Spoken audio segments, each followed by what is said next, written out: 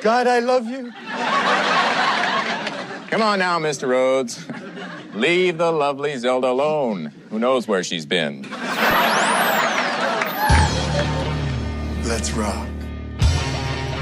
Thanks, Dad. Can I get it open? Whoa, Bundy! No Man presents, live from the nudie bar, the Married with Children podcast.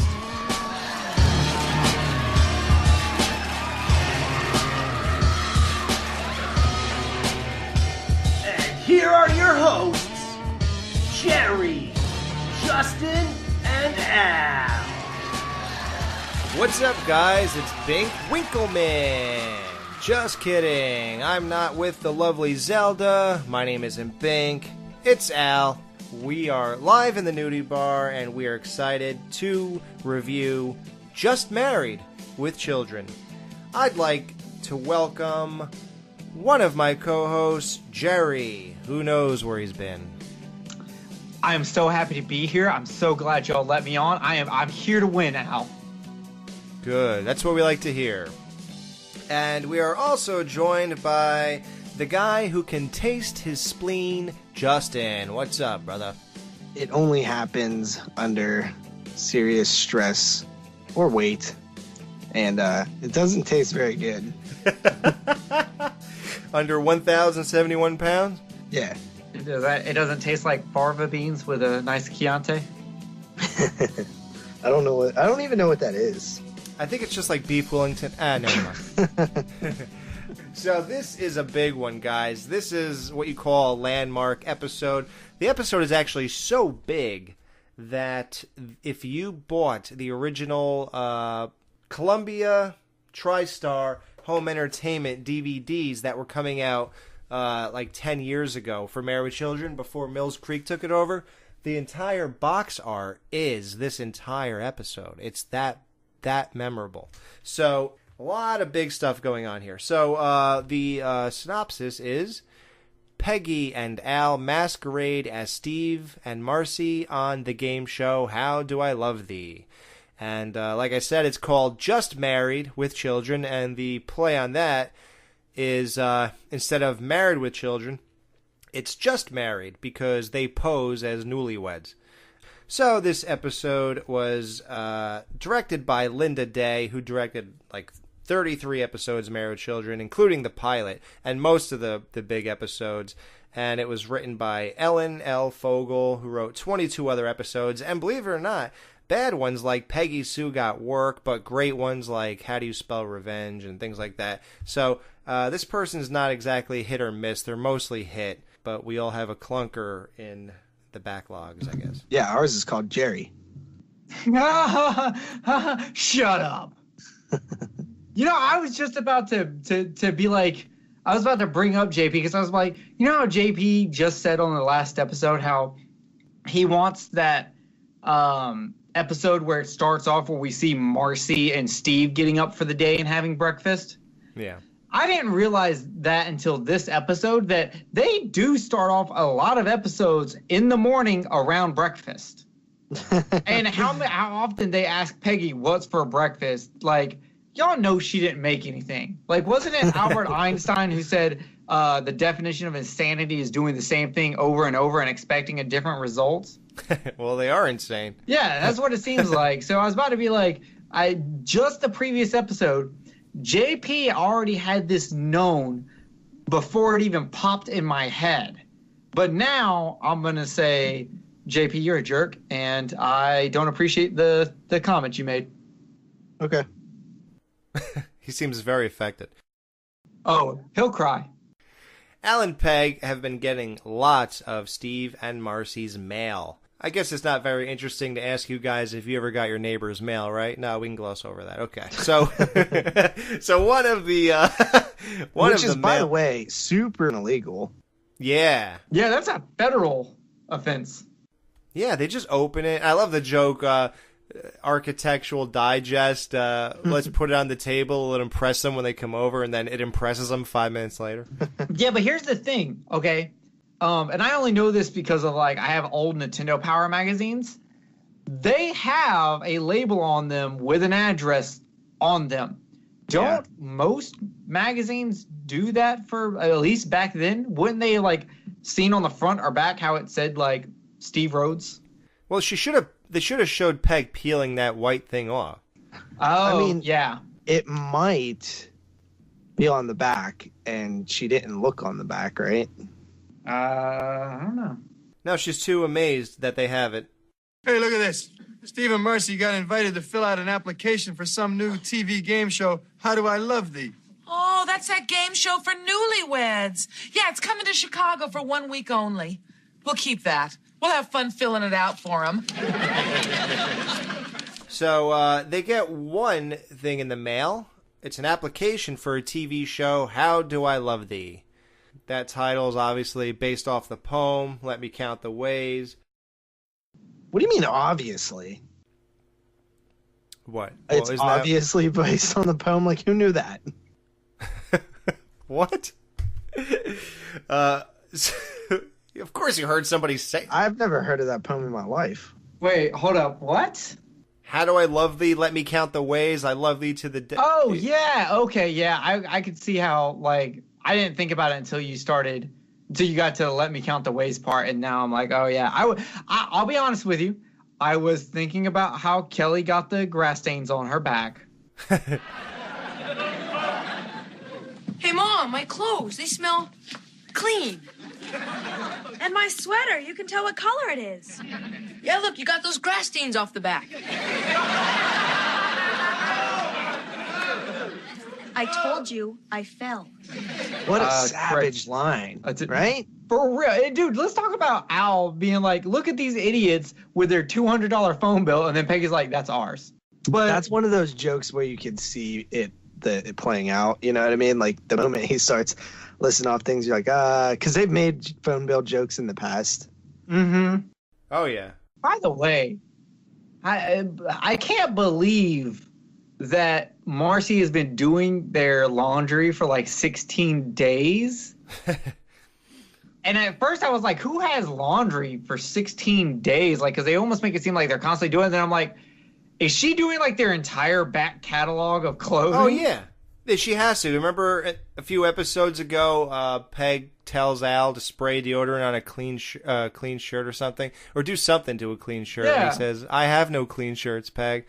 Eventually, Al will tell Peg that his shirt won't show up in a mirror. Yeah. So no, all his clothes are dirty, so she's given the stockpile to Marcy. That's it, kids. Let's hear it for your mom. We're always quick to criticize her when she doesn't wash or cook or clean or scrub or... Well, let's face it, she does nothing. But you got to admit, after all these years, she's finally found a way how to get our clothes clean.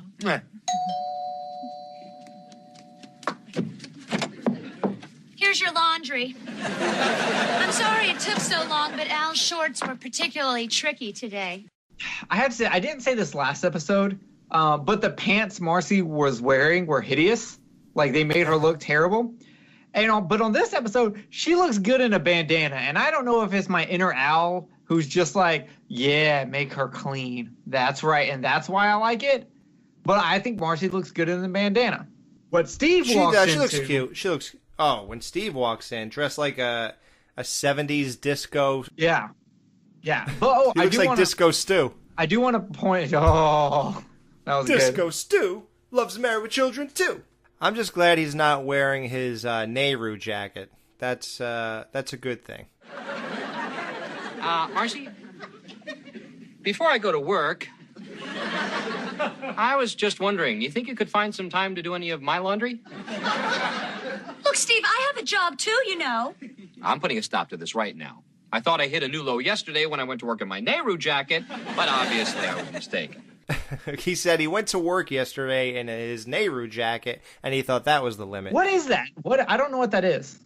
It's like a hip-length tailored coat with a mandarin collar, and so it's like real dress-up shit.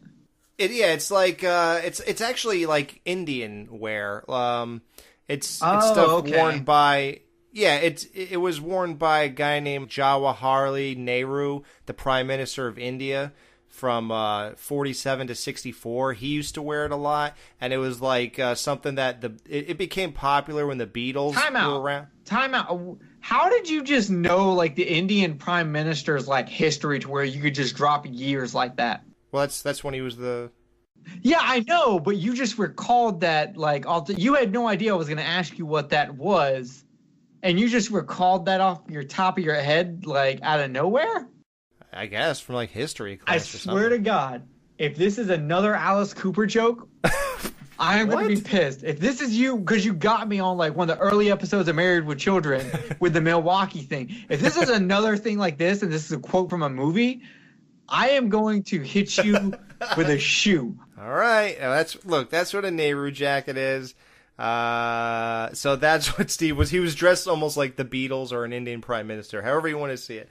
So. Oh, do you know it because you love the Beatles and you researched why they wore it? Is that how you knew? Probably. Okay. Take your own crusted laundry, beat it against a rock, but keep it out of our house. But our washing machine's broken. No, it isn't. It's married to me, and I'm taking it back. Hey, Steve, what do you want us to do? Start paying for the detergent? They weren't paying for detergent? Well, I felt uncomfortable asking. They were. Now, the Bundys weren't even paying for detergent because Marcy felt uncomfortable asking them. And that's a funny story because there was one time, I'd say it was like 2000.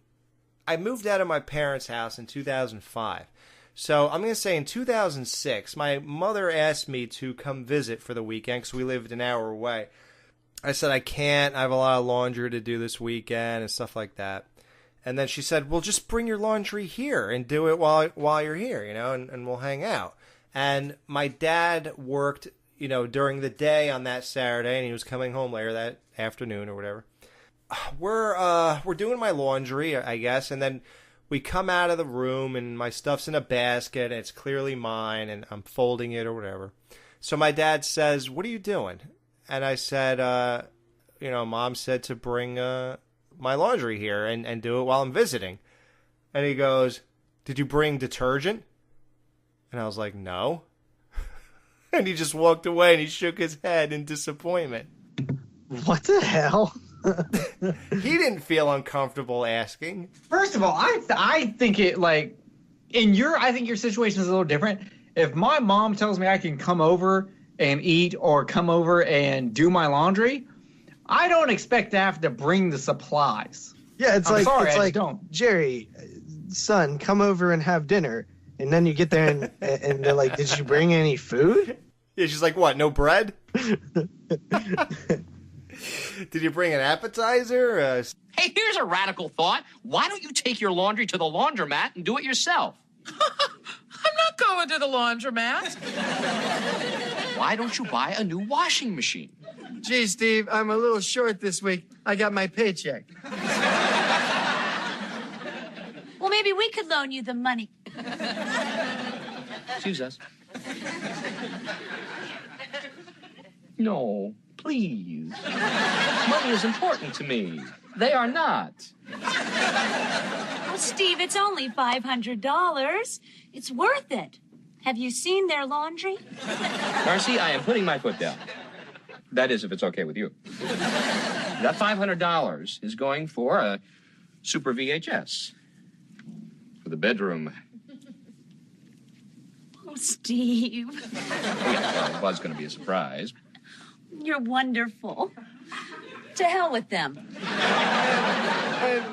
Could we have a loan from your bank?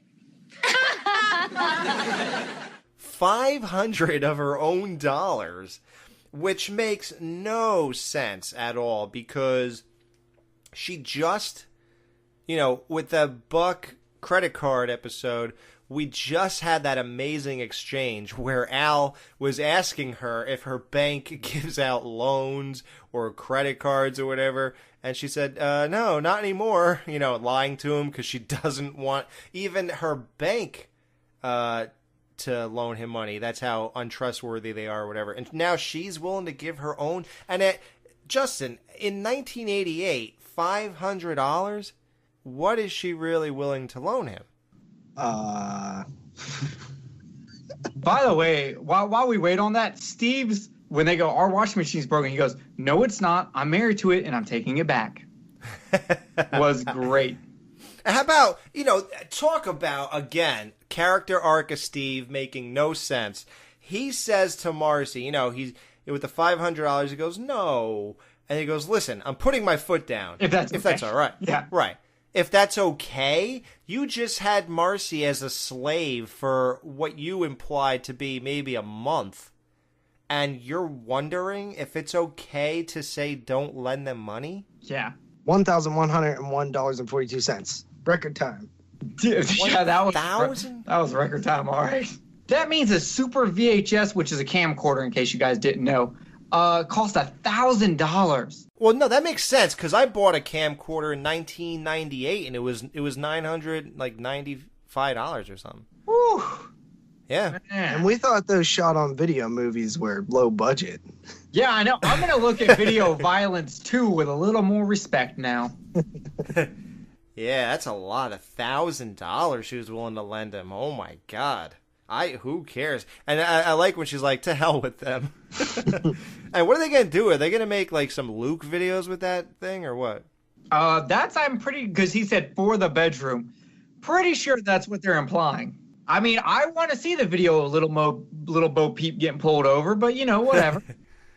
Yeah. Now, I love that little, I appreciate those little nuances that people probably don't even spend a second of thought on.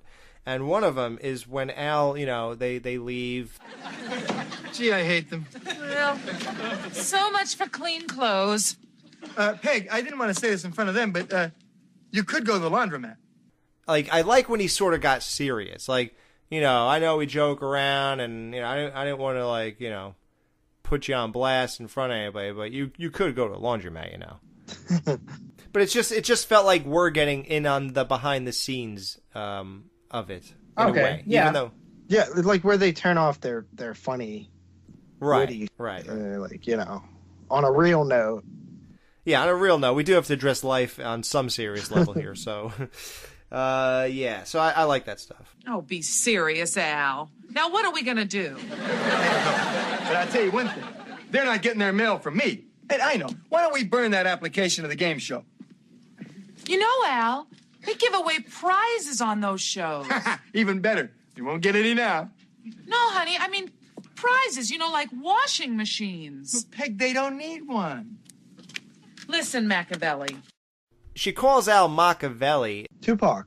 No, it's not Tupac. Machiavelli is actually an Italian historian, politician, diplomat, and philosopher. He defended a moral behavior to be normal and effective to achieve goals in politics. Today, that term is used for anyone indulging in immoral acts to promote his goals. So Machiavellian. Yeah, like Machiavellian, yeah. So though that does actually make sense as to why it's why Tupac used it, because Tupac always got shit for using the thug life imagery to promote his he was a black. big fan. That's why. Yeah, because people gave a shit. How are you promoting anything good when you're just talking about your thug life? And he's like, because I'm reaching the people that identify with it, homie. Yeah, and pushing the positivity there. And so, it just shows how smart Tupac was, that he could see that he was doing what Machiavelli did, and it was an intentional tactic too. Yes, exactly. So happened that happened. He knew that going in. Oh, yeah. All we have to do is fill out that application as Steve and Marcy, put our address down as their address, and get on the show. Yeah, maybe we can win a washer dryer. Wow. That's much better than my idea of going on the show, losing, and coming home with nothing. Someone's got to do the thinking for us, Peg.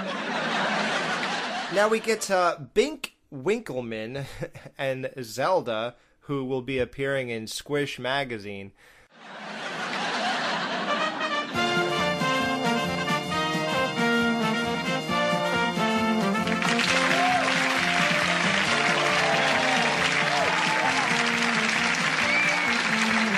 Hello there, and welcome to How Do I Love Thee? the game show that dares to ask, how do I love thee? For those of you who are totally ignorant of today's superstars, I'm Bink Winkleman. Thank you. And here's our own little piece of fluff that the network thrust upon me. The lovely Zelda.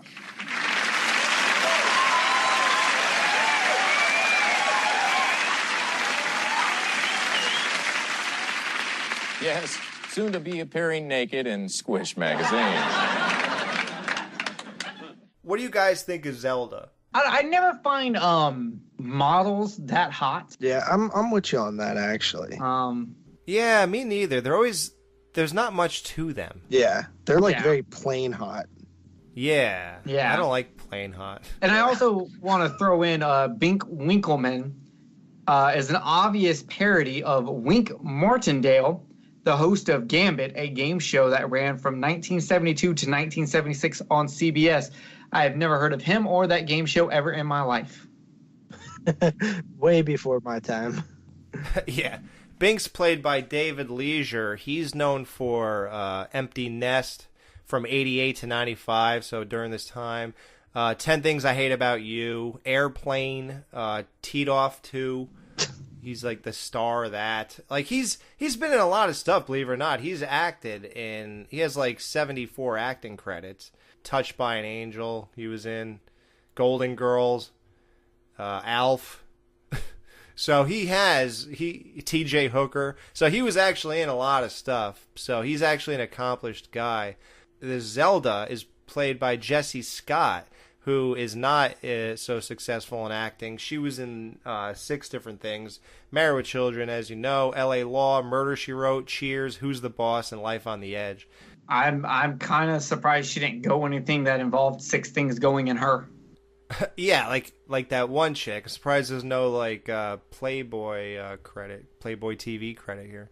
Yeah, but she's not good looking. No, not at all. Her face, she's actually perfectly cast for this because she's supposed to be like the most disgusting. Like, you know, if you touch her, you have to go get a shot and stuff. So she actually looks really skanky, and that always amazes me or impresses me about an actress, especially on this show. We're going to be impressed a lot because these women are willing to hear like the worst things said about them on, you know, national television, and they're just like along for the joke, and it's insane. Yeah, it was great, though. Good casting for both these people. The guy really does come off like a game show host. Now, just a little reminder of what we're all about. We take 2 newly married couples and find out how much they're willing to torture their loved ones for cheap prizes. Sound good? You betcha. Then let the games begin. Right, Bink? Okay.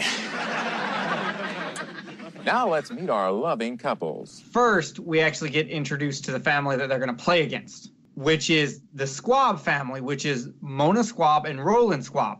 Mona Squab is actually played by Ed's actual wife, Catherine. That is Ed O'Neill's wife playing her. Yeah, Al Bundy's real-life wife is Mona Squab. And then the guy who plays Roland is... depending on how you pronounce this, Jeff or Geoff, because I've heard it both ways.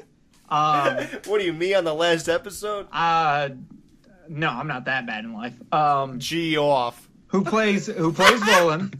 He would later go on to play Jack Malavoy, a character very similar to Al Bundy on the WB sitcom Unhappily Ever After, which was created by Married with Children co-creator Ron Leavitt. Levitt. Okay.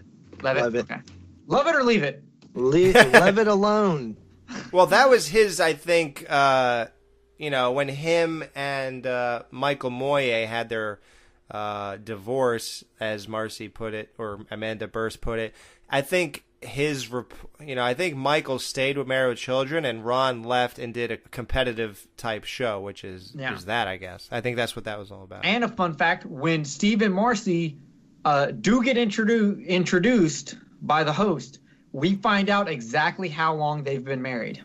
13 months. I wonder if that's in sync with the release date of the first episode in April of '87. Well, they were already married, so, but as long as has it been 13 months since then, or has it been? This came out March of '88, so April. So yeah, that actually would be a year and a month. Wow, Land's right on it. Yeah. Look at Way that. to go. Huh. Now, Catherine Rosoff, Al's real-life wife, he didn't just get her to come on here. She actually has acted before. She was in Highway to Heaven. She was in Midnight Caller. And she was in a movie with Ed O'Neill in 1991, which just the cover looks bizarre. It's called The Whereabouts of Jenny. And you gotta look this up. Like, you gotta look up this movie just to look at the VHS cover. It's Ed O'Neill looking bizarre as ever. He actually looks serious and concerned about something, and it's disturbing. And apparently it's a true story. Interesting. Yeah, look that up. So, so back to this craziness. It's brutal right away with the way Bink treats Zelda. Al, of course, loves blonde, so he goes right up to her. I think he says something like, "I love you," or whatever.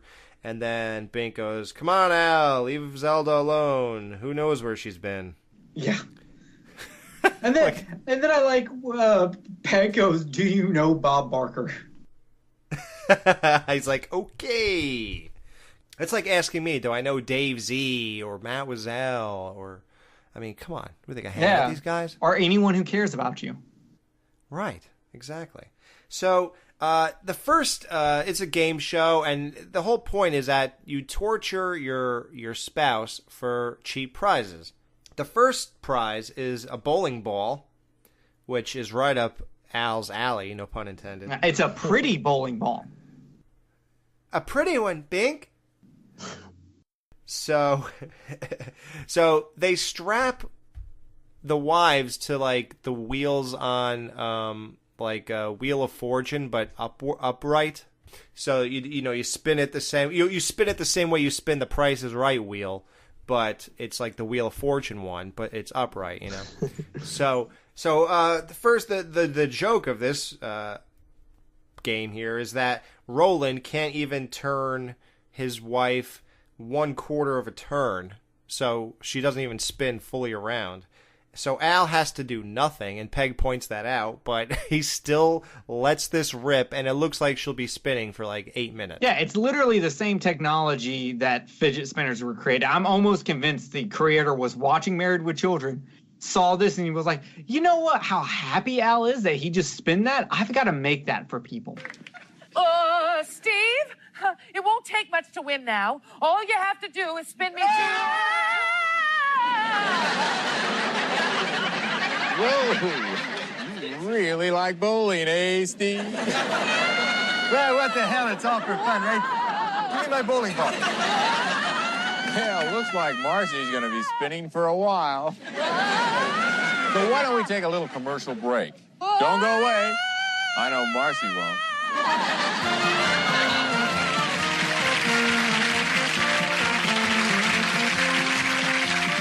What would you have to win? Like, what would you have in front of you to make you be willing to spin your wife in that fashion? A bowling ball, would that do it, or maybe a steak or something? It doesn't take much, is what. No, I mean, I would do it myself for a steak. Probably. It doesn't look that bad. I'd probably just be dizzy as hell afterwards.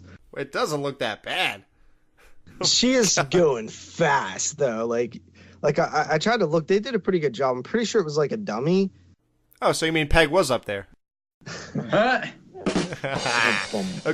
Now, Jerry, if they had a Funko Pop of the Married with Children family, would you spin Reese in that same fashion? Oh yeah, of course. But here's my worry though. Watching this episode, the girls, like, the worst thing they got was spinning. And as we go forward and we talk about what happens to the guys, I just have to sit here and go, that sucks. You let the women get their punishment first, and it's not that bad. But if they feel any like, I can't believe you did this to me, you get screwed. You get railroaded. For the rest of the night. But think about how screwed we would be. Like, JP would do it for a steak, I'd do it for a Funko Pop, and then we would just get, like, thrown in with bees. Great. Thanks. With bees. Get the hell. I ain't getting in anywhere with no damn bees. But that's the thing. Like you. I got a history with bees. Yeah, and he ain't talking Kelly's report card. Definitely not talking to Kelly's report card. Did you think I said D's and F's? Yeah, he didn't say D's. Yeah, I guess I should have said buds. Yeah, he has bees. Peg comes out of the curtain after this in a less than clear mind. I was kind of upset her hair was not all screwed up. I thought that would have been a great visual gag, and they did not do it. Yeah, right. That 80s hair is like glued down with hairspray, a can each. Yeah.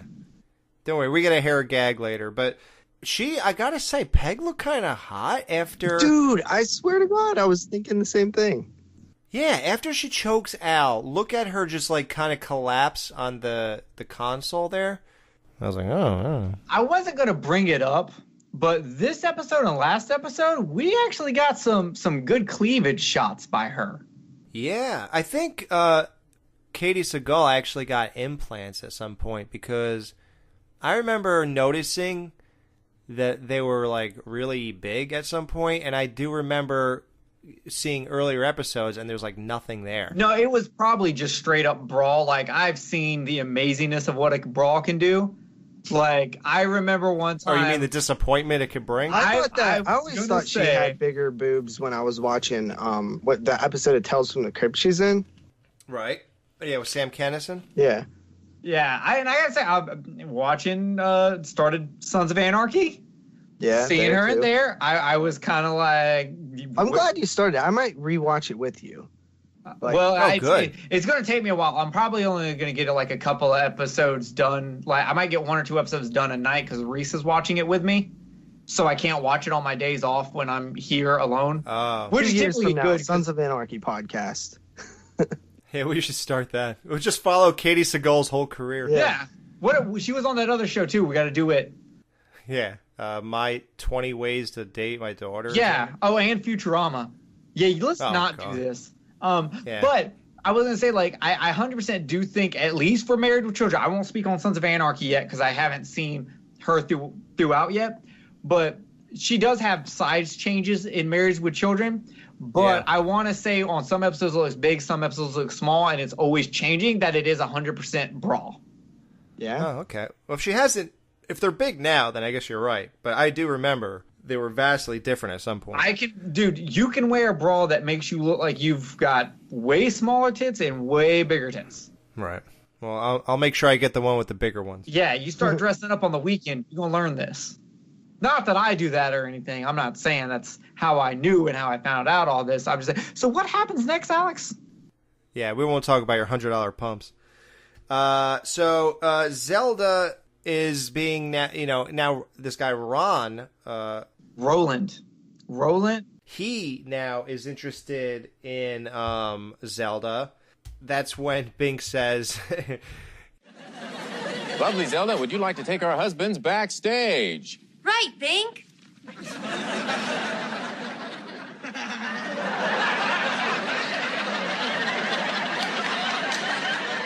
Bink, Steve won't let me touch the lovely Zelda. Well, then, you won't be at the clinic getting a shot. Which I think that joke's really good, but it kind of goes against this whole thing Roland and his wife are portraying with how much, we can't bear to be away from each other.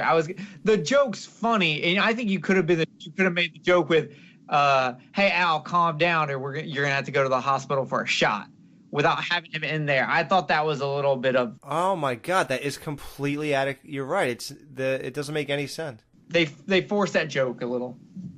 Wow. Well, just because you named her Zelda doesn't mean you Triforce. Whoa. Wow. So now they're gonna have a heavy problem. Fat women, they're putting Al and Roland in. It's like under a mattress where there's like a cutout, and their bodies go, and like people lay on top of the mattress, and that's weight, obviously. and it's crushing them. And the thing is, the wives have to choose how many fat women get put on the mattress and how much torture the guys are going to endure for a wristwatch. That's crazy to me. A watch. I mean, but like, who even wears watches? Old people. Old people who wear broken watches? Dude, so what? You know what? I don't know if I said this, but Al Bundy wears a broken watch too, you know. Oh, so that's why you do it. That makes more sense. No. No? No, you don't think subconsciously? Well, it's funny. Me and Tiffany were on vacation recently, and she wanted to hear one of our shows. She goes, listen, I'll be honest with you. I haven't really heard all your shows, so why don't you play one? We have a 4-hour ride. What'd she think of Jerry? Sucked, right? Well, she heard Jerry say, Alex, how many things are we going to find that relate to your life with Al Bundy or Married with Children before this podcast is over? So right before that, we talked about my watch, which my new one is now broken, and because it like filled up with water somehow. I guess it was cheap. So she goes, why don't you tell him how you have been wearing a broken watch for 10 years, just like Al, when the guy robbed his house and pulled the watch off his arm and listened to it, and there was no tick, and he put it back on Al's arm. Like, that's you. Like, do they know that about you yet? And I was like, no, we didn't get to that one yet. We know about the broken watch, but he was not forthcoming with the Al reference. It might be because, you know. Wow, I didn't tell you that. And that's why I'm asking you, maybe it was subconscious. Wow. Like why you kept wearing a broken watch and you just justified it to yourself. Yeah, I just said it was a nice piece of jewelry, that's all. But back to what JP was saying, what did she think about the show? What did she think about me? What did she think about JP? She loves it. I think it was the episode where the homeless girl, Tiffany. Oh, she didn't really give, like, she doesn't do that. She doesn't, like, she's not going to review you guys or, like, you know. So. I want a 1,000-word essay on on your performance? On our performance for the Married with Children podcast. Yeah, she's not going to do that. Like, she wouldn't even say, wow, you're really good at this, hon. What if you tell her you'll give her the right side of the bed? So she can finally sleep? Yeah. Now, there's an issue with this whole scene, with this fat women getting on the bed thing. Now, not only, you know, there's a couple things wrong with it with the numbers here. Oh, and he's like, that's 1 ton. That's 2 tons. Yeah, 1 ton, right. That was just obviously for the joke. A joke, How much is a ton? 1,000 pounds? I think 1,000. Yeah, it's a ton. Yeah. Okay, so what doesn't make sense is one by one, you see them get on, and it goes up to 300 pounds per girl as they sit down. And when it gets to 3 girls, the scale stopped at 927 pounds. But when they all sit on the bed, which is like 7 girls at least, the scale stops at 1,071. So the scale is way off, and it should be at least double that, if not more, since all of the women were fat. So whether it's Bink making the 1 ton joke or the scale just truly not being accurate, it's just a false scene, but that means nothing, because what you're supposed to focus on is that Peg wants to break the record for no reason, because, you know, this other woman didn't even have one fat woman sit on her husband's mattress. I have a response to this that I think explains it. Okay. Could it just be that I'm sure no newlywed couple ever on that show has had that many people on the bed that it just broke the scale, and it just stopped because it broke the scale, because it was a digital scale. Maybe it just stopped reading at that, so every other person added wouldn't change it because it was broken. Right. And Justin, you said the spleen does not taste that good? No, spleen is awful. It's similar to liver, just not good. It's even worse than liver. Was anyone sad that you didn't get to see Big Bertha? Yeah. Well, no, because don't you remember, I appreciate the mind over the reality. Remember the whole thing with Peg's mom, and I didn't like it when you saw her sleeping next to Peg in bed? Oh, okay, yeah. Yeah, like, and Al describing her in that picture to Steve so that he wouldn't go back with Marcy. Like, things like that, what we could conjure up in our minds far exceeds what they could put on film. We come back from commercial break, and it turns out we missed one scene where Al was in a Killer Bee booth in which he lost consciousness for a toaster. Real quick though, Alex, do you, and this is probably really far for you to remember, do you remember if you saw this episode live on TV, and did they put the commercial break with the commercial break? I definitely saw it back then, but no, you know what? No, I think I got into this show in 90 or 91. So yeah, but even if you saw a rerun, the commercials would still be in the same place because that's how the episode's set up. Yeah, I'm sure it's there. I don't actually recall. I would have to go back to my VHS tapes and see where I pressed pause, where the commercial came up, and because it'll be a bit of the commercial before I should have recorded the commercial.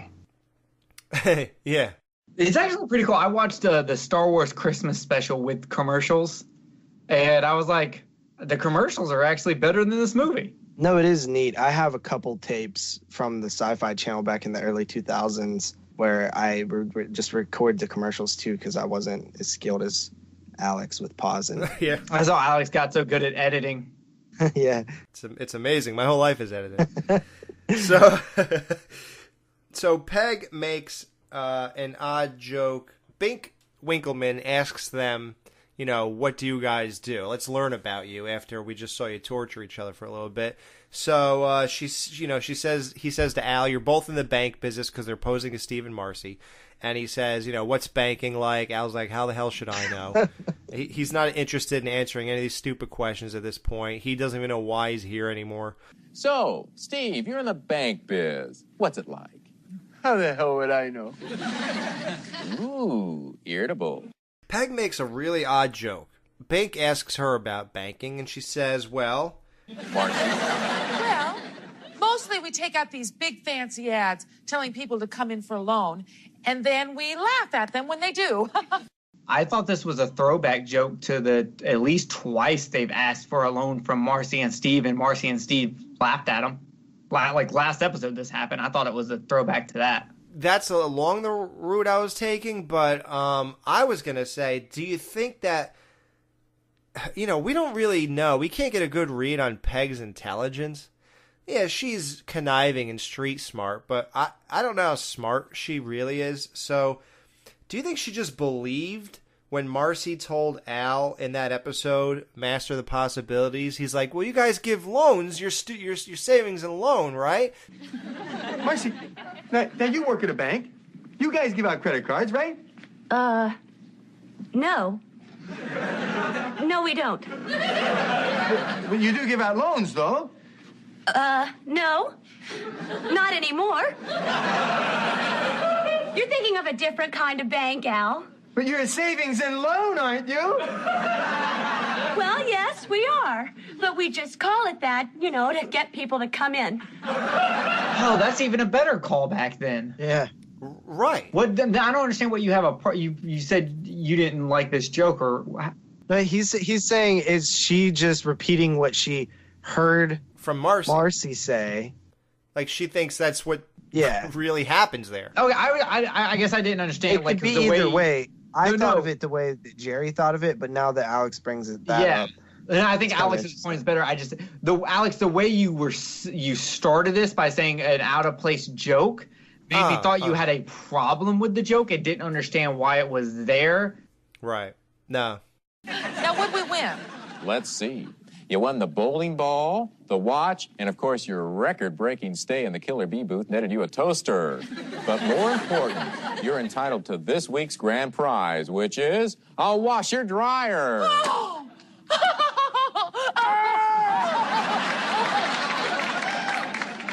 Happy, Steve? It's kind of hard to talk here, Bing. Okay. They are entitled to the washer-dryer, which is this week's grand prize. Like, what a coincidence. Now, but here's the weird thing about it. They kind of skip over that, like, instantly. They really do, because they go, you've got the bowling ball, the watch, the toaster, and they actually say you're eligible for the grand prize of a washer and dryer, which I don't know why if they said eligible. Okay, well, here's my guess. I wrote entitled to. I didn't. Did you hear eligible? I heard eligible. I thought it was eligible. JP, did you hear eligible, or are you just going off what I said? When you said it, I thought I remembered them saying that too, but I can't recall. But more important, you're entitled to this week's grand prize, which is a washer-dryer. Yeah, I thought it was entitled. My thought was this. If they were eligible for the washer and dryer, if they choose not to go for the car, then they do a completely different thing to go for the washer and dryer. That's what I thought. If they thought. choose to go to the car, then they go for that. But I just didn't get that. At first, I thought it was a mistake because they just completely blew over it. But then I thought how about would it they as win a- the so it We don't makes know sense because because they they didn't choose didn't that. say that they did anything to win the washer and dryer. No, they didn't. Well, here's the thing. I think it's this. If they say, yes, we're going to go for the washer and dryer, they get to keep everything they previously won and possibly win that washer and dryer. If they go for the car, they get everything they previously won, including that washer and dryer that they have not gone for, plus the car. Plus the but car. if they lose everything. Everything, right. Yeah, that makes sense. Yeah, They just weren't clear about it. Right, they were not, and that's odd because that's the whole point of this. Marcy, you can take your prizes and go home right now. Or you can risk what you've won so far, send your husband back into our torture chamber, and go for our super grand prize. What is it? What is it? What is it? This brand new car. Oh!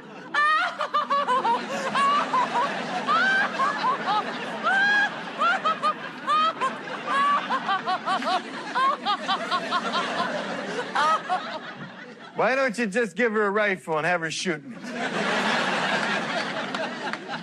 Too easy, Steve.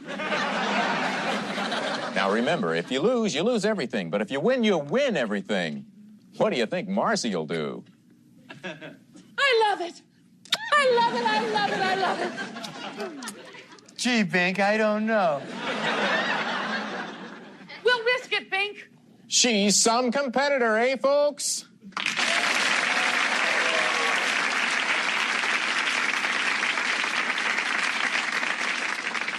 Ready, Steve? What's it gonna be, Bink? The old hand grenade down the pants? Spear in the pelvis and impale me on a fence. I don't know about y'all, but those all sound like direct attacks to manhood. Well, I'd rather have any of those than what Al's gonna get. So, I think I'll take the electric chair where I would still have a penis after it was over. Yeah, because you know they can't kill you. Yeah. Oh, right. I mean, because all the things he said, you could literally die and or lose your penis, which means you're going to die anyway. Because I stand corrected. Yeah. Well, yeah, true. So now Steve and Marcy passed themselves off as Al and Peg to get the super grand prize. So, you stole our mail and our names, huh? How'd you find out? Your kid sold you out for a square meal. How could you? For prizes. All right. Now that you've wished each other good luck. Did you see this twist coming? Did you think that that Steve and Marcy were going to show up? For some reason, I think Alex might have spoiled it for me. I think he mentioned something about Steve and like they face off or something. I don't, because I maybe didn't see last it week or something. Because for some reason I thought they were going to show up at some point, but I don't think it was because maybe I read a synopsis or something.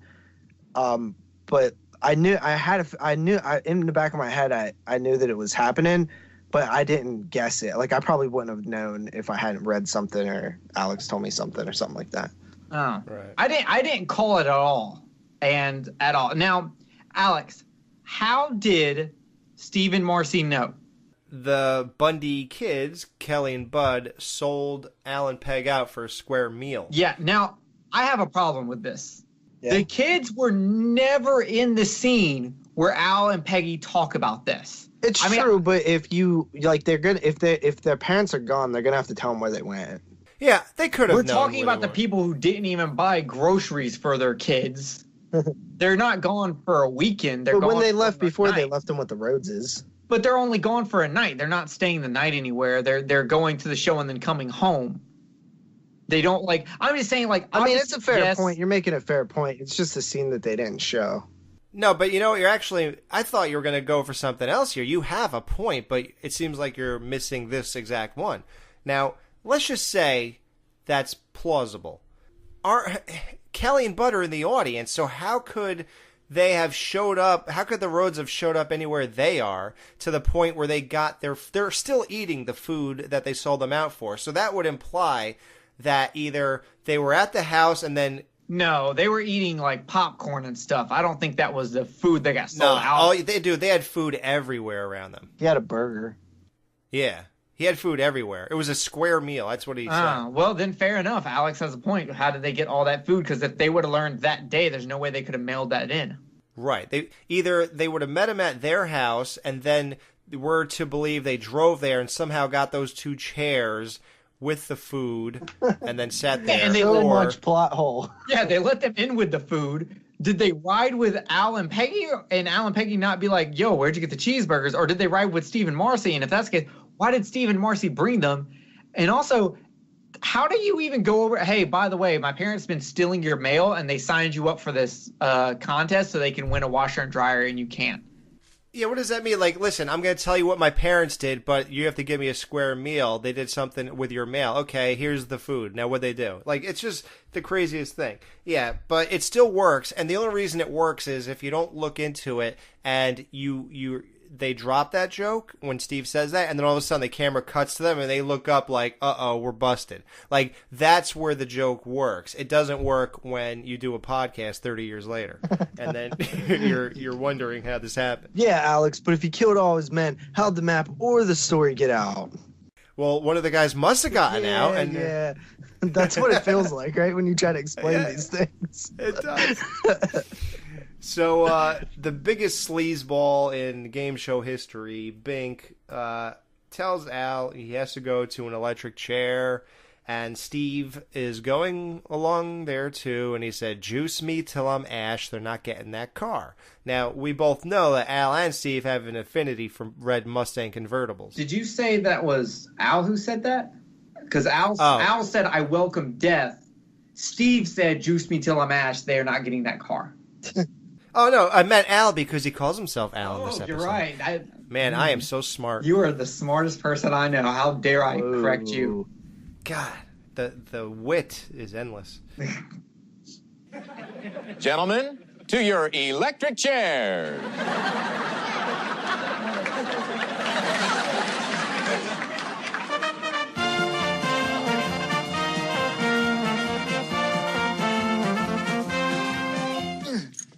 I welcome death.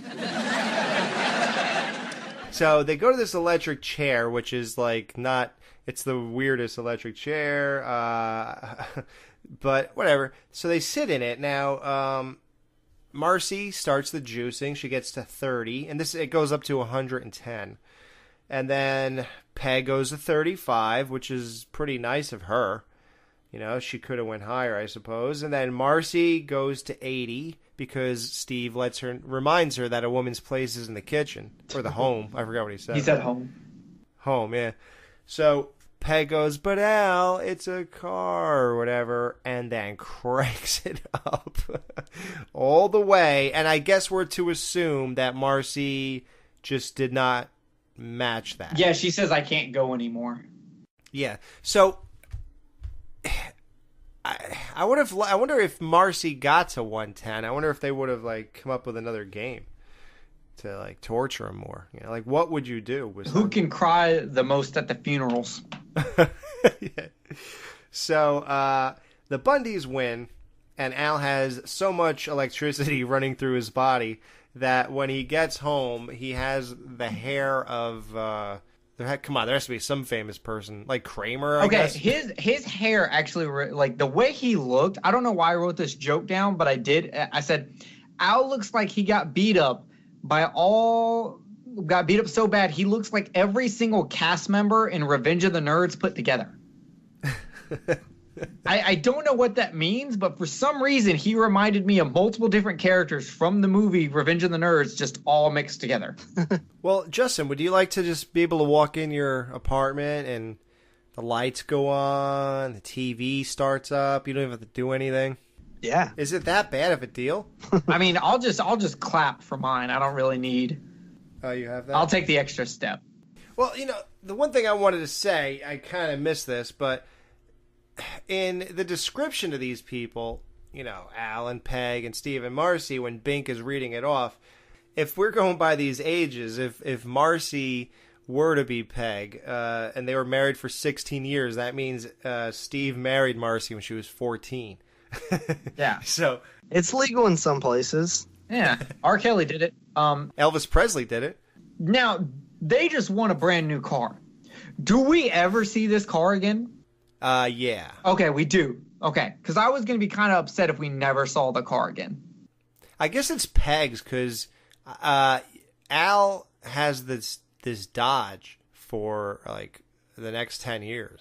So I guess it's just Peg's car. So you never see like whatever she used to drive or whatever. And because there's this episode where they're like stuck in traffic. Oh yeah, and Al does his whole like speech, and I remember that episode. Did you know if you do win one of those cars, you have to pay the taxes? Yep, you do. You have to, like, a lot of those game shows and stuff like that. There's all this like legal stuff you have to jump through the hoop to do and all that. And honestly, a lot of times it's not even worth going through any of it. So they'll just like settle for something small or something like that. Yeah, they usually don't get it right. Yeah. Yeah. So that's the weird thing. It's all for ratings. You talk to these behind the scenes. Did I ever tell you that one of my friends, those like things that you fill out in the mall? Yeah. Oh, for the cars? Yeah. Yeah, he won one time. Really? Yeah. But he was 16 and they wouldn't give it to him. That's why I bet you they looked at the age or whatever and they purposely did it so that they could, because I always feel that, dude, you don't think there's somebody in that inner circle who's winning that car? Come on. Yeah, right. Like out of let's just say there's 8 people involved. You don't think they know 8 people each and one of those 8 people are all getting it? So, I mean, and then they're paying them for something, I just don't ever imagine a random person gets that stuff. Yeah. No Ma'am will be right back to wrap up this week's review. Be sure to join their Facebook group page for all the podcast news and updates. Just type in www.facebook.com/groups/marriedwithchildrenpodcast. Be sure to subscribe to them on iTunes and please leave a review telling them what you think of the show. To subscribe to their YouTube channel, just go to channels and search up Married with Children Podcast. You can email them at marriedwchildrenpodcast@gmail.com. Thanks for checking out this review. Now the guys are going to give their final thoughts and ratings of this week's episode. Yes, thank you, Jamie. And guys, I just want to point out, we got a really nice shout out from the official Married with Children Facebook page. You could find that at www.facebook.com/official Married with Children. They were kind enough to give our show a shout out. They made a post on August 18th and it said, "You want more? These guys have a pretty funny Married with Children podcast, which is worth checking out." So thanks, guys, for the getting the awareness out there. We got tons of new members. Our Facebook group page is up to like 300 members now. So that is really cool. They post a lot of great content, and we really appreciate them getting the word out. So, all right, guys, this was Just Married with Children. So, how many fat women that just weigh 1 ton are you going to put on the mattress out of 5 for this episode, Justin? I am going to give this episode based on the fact that I actually really like when any type of sitcom does like a game show. I think I've seen it like a handful of times. It's just because it's so of the time. Like, those shows were so popular back then. There's hundreds of them that, are obscure to popular ones. So I like that it's like of the time and things like that. And it's all about like everything seemed more magical, like win a brand new car. You know what I mean? Like it just seems so like that was like every like housewoman's dream to like go on one of those shows or something. And I thought that the comedy was pretty decent. I think that the B jokes and the like 1 ton thing was a little sillier than I would have maybe liked. Like the spin thing was silly, but it was like more realistic. The whole like way that it all happened, is very plot hole heavy, like we discussed that. But I still really like this episode, so I'm gonna give it 3.5 1-ton girls on the bed. Jerry, how many fat women that weigh 1 ton are you going to put on the mattress out of 5 for this episode? I think this was a solid episode. I think it's a little bit more than solid. I think it's above average episode, mostly because of how much it picks up at the game show. The beginning is okay, but when it hits that game show, it just goes. You got to give a half point, quarter point for Bud Savage line at the beginning, though. Oh, so you're the grass stains. So you're at 3.5 now? That's what I said, right? 3.5. No, he's at 4 now. No, I'm at 3. That's where the half point came from. Oh, he's just saying that's what. Okay. Well, I'm at a 4 out of 5. I think it's above average episode. I think it was really funny. I think it's memorable, and it gave us a couple of behind the scenes things, and told us how long Marcy and Steve have been married. So 4 out of 5. I definitely see me rewatching this one. 4 out of 5 what, Jerry? 4 out of 5 1-ton women. You're Sit not on a me. good game show host. No, I'm not, Suck, JP. actually. That's why I didn't do it. Thanks for playing. How many fat women who weigh 1 ton? 1 ton. I think JP's the best one out of us. JP, when he was sick, he was that kid that stayed home and watched game shows all day. he was that guy. 13.7, dog. Oh, yeah? You weren't watching Nightmare on Elm Street Part 4? I was watching Part 2. Oh, never mind. Scratch that. So, yeah, this episode is iconic. Starting it off, getting, the Rhodes mail, the grass stain on the back of the shirt, the 70s outfit. Steve walks in with the Nehru jacket. To hell with them. Please, no. I care about money. I do not. Everything. Getting on the game show. Bink was like the greatest sleazy dirtbag host ever of an 80s game show. They put a good amount of money into the props. It came off real enough to me. I mean, it's a little empty in the back there, but nothing that I felt was out of place. That chick who played Zelda is a trooper for taking in all those lines and I don't mean the ones on her dressing room mirror. I'm talking about the insults that Bink was giving her. The ridiculous crap prizes for the torture, the endurance, the twist of Steve and Marcy. I don't know if I'm rating it like, we do like Netflix and the numbers just mean how we feel about it. Then yeah, I give this a 4.5 out of 5. I really like it to love it. This is a great episode. Classic Married with Children. All right, guys. Well, this was a great episode, a memorable one, a classic. And to celebrate, in honor of this landmark episode, here we are, No Ma'am, the Married with Children podcast, and we need your help. Everybody really loved the Amanda Burse, Marcy Rhodes, Darcy interview we did. So we want to give away some prizes ourselves, but you have to earn them, and it's going to be about as tough as it was for Al and Steve. We want an interview with either Katie Segal, David Faustino, or Christina Applegate. Now, all 3 of these people are on Twitter.